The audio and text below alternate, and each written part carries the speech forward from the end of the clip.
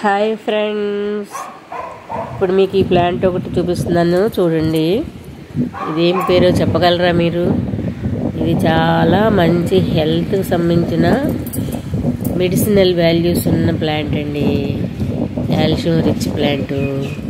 మీరు తప్పకుండా ఇది చూసి దీని పేరేంటో చివరి వరకు చూడండి. చూసి బాగా పరీక్ష చేయండి.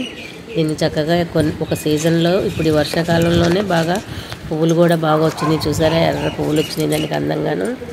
ఇది మనము తినటం వల్ల కాల్షియం రిచ్ ఫుడ్ అన్నమాట. చాలా మంచి ఫుడ్.